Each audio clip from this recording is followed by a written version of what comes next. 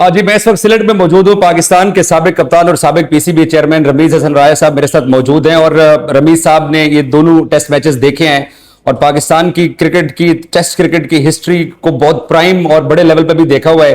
اس وقت جو لیول ہم ٹچ کر رہے ہیں اس میں بہتری کیسے آ سکتی ہے, سخت فیصلے کون سے ضروری ہو سکتے ہیں, رمیز بھائی سے رائے جانتے ہیں. رمیز بھائی, میں اور آپ بنگلہ دیش آئے تھے, یہ توقع تو نہیں کر رہے تھے کہ ہماری یہ حالت ہوگی. پہلا سوال اپنے آپ سے ہمیں یہ پوچھنا ہے کہ ہم کیوں آئے تھے اور خام خواہ آئے تھے.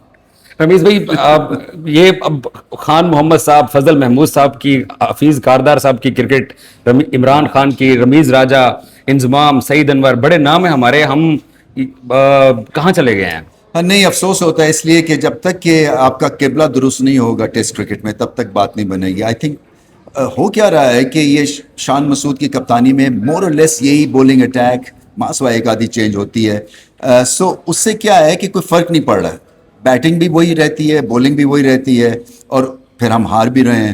سو کچھ نہ کچھ جو ہے نا آؤٹ آف دا باکس جس کا ایک ورڈ ہوتا ہے, یا لیفٹ فیلڈ کہتے ہیں, کہ آپ کو ایسے ڈیسیجنس کرنے ہیں. پہلے تو یہ سوچنا ہے نا کہ آپ ٹیسٹ کرکٹ کو کہاں لے کے جانا چاہ رہے ہیں. جیسے کہ شانتو ہیں, انہوں نے کلیئرٹی دی ہے کہ ہمارے پاس 2 اسپنرز ہیں جن کی 250-250 وکٹیں ہیں, بٹ ہم اسپننگ ٹریک نہیں بنائیں گے, ہم پیس بولنگ پہ جائیں گے کیونکہ ہمیں پتہ ہے کہ پیس بولر زیادہ افیکٹو ہیں. اسی طرح سے شان مسعود اینڈ کمپنی کو سوچنا ہے کہ ان کی اسٹرینتھ کیا ہے, اور ان کی اسٹرینتھ اگر پیس بولنگ نہیں رہی ہے, کیونکہ اس پیس کے اوپر آپ جیسی مرضی گھاس والی وکٹ دے دیں آپ کو رزلٹ نہیں ملنے والا ہے. سو آپ کو پیس انجیکٹ کرنی ہے, ایک ٹیئر ہوئے فاسٹ بولر ڈھونڈنا ہے, آپ کو چانس لینا پڑے گا. اس کے بعد بیٹنگ میں آپ نے جیسے 2 نئے لڑکوں کے سے لیا چانس, تو کئی دفعہ آپ کو اور زیادہ نیا خون انگیج کرنا پڑتا ہے, کیونکہ وہ ہار کے نا آپ تھک بھی جاتے ہیں, وہ ڈریسنگ روم بھی تھک جاتا ہے, آپ کے آئیڈیاز بھی ختم ہو جاتے ہیں.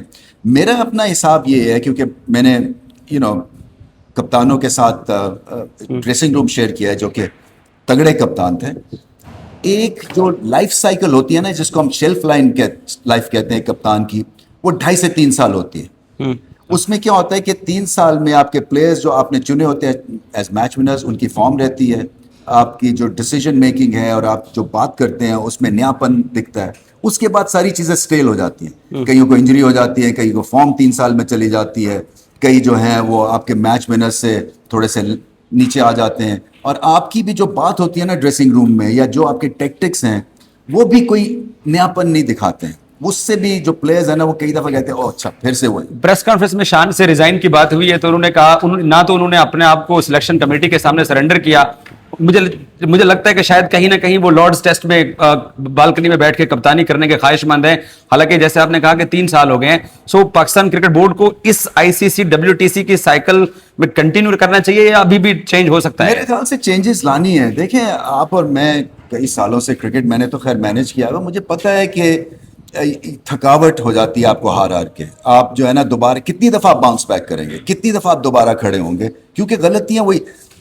جو پرابلم ہو رہی ہے شان مسعود کے ساتھ وہ یہ ہو رہی ہے کہ جو وہ پک کرتے ہیں نا پلئنگ 11, اس میں کوئی مجھے دکھتی نہیں ہے راہ کہ یہ کیسے جیتیں گے.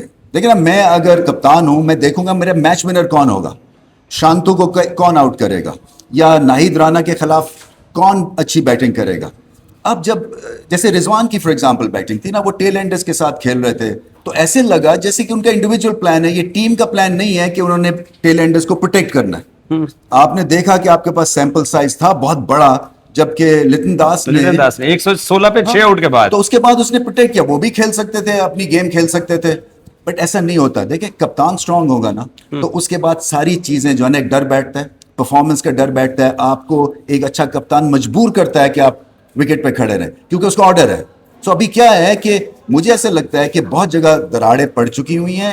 ہم اس طرح کا جو لو ہے نا, مجھے ایسے لگتا ہے کہ ہم اور برداشت نہیں کر سکتے. آخری سوال, شان کے علاوہ جو اور سینئر پلیئرز ہیں, پچھلے ICC کے 6 ٹرافیاں میں بھی ہم نہیں جیت پائے ہیں, 4 ایشیا کا بھی ہمارے ہاتھ سے نکل گئے ہیں.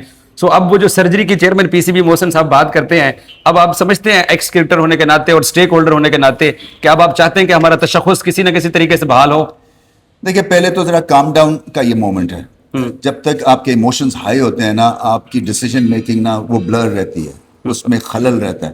سو پہلے تو تھوڑی سی اپنے آپ کو ٹائم دیں, سچویشن کو دیکھیں کہ کہاں غلطی ہو رہی ہے. کیا یہ بلے بازوں کی وجہ سے ہو رہی ہے, یا بولرز کی وجہ سے ہو رہی ہے, یا کپتان کی وجہ سے ہو رہی ہے. آپ کے پاس بیک راؤنڈ میں یا बेंच पे कौन कौन से प्लेयर्स मौजूद हैं, उनका इस्तेमाल ठीक हो रहा है या नहीं हो रहा है, माहौल क्या है, एनवायरनमेंट क्या है, क्या इंडिविजुअल लेवल पे ऑपरेट कर रहे हैं प्लेयर्स या कि कलेक्टिव लेवल पे कर रहे हैं, और क्या बड़े नाम जो हैं वो आपको वैसे रिजल्ट्स दे रहे हैं या नहीं दे रहे हैं, और कितना लंबा अरसा आपने इनको चलाना है। देखें ना, ये सारी चीज़ें हैं जिसके ऊपर कहीं ना कहीं ब्रेकें लगानी है, और टेस्ट क्रिकेट में आपको ज़्यादा ज़रूरत है ब्रेक लगाने की, क्योंकि क्या है कि कितने मैच आप हार गए, मुझे तो अंदाज़ा भी नहीं है इस पिछली 2.5-3 साल की साइकिल में।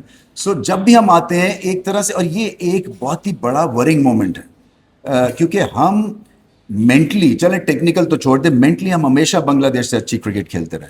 सो जब हमें वो लेसन सिखाएंगे ना टेस्ट मैच क्रिकेट का, तो फिर अलार्म बेल्स बजनी चाहिए।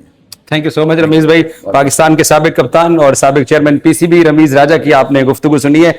उन्होंने बड़ी अहम बात की है कि कहीं ना कहीं पाकिस्तान की सिलेक्शन कमेटी को और क्रिकेट बोर्ड को ब्रेक लगानी पड़ेगी और सोचना पड़ेगा कि आगे पाकिस्तान क्रिकेट कैसे बेहतर हो सकती है।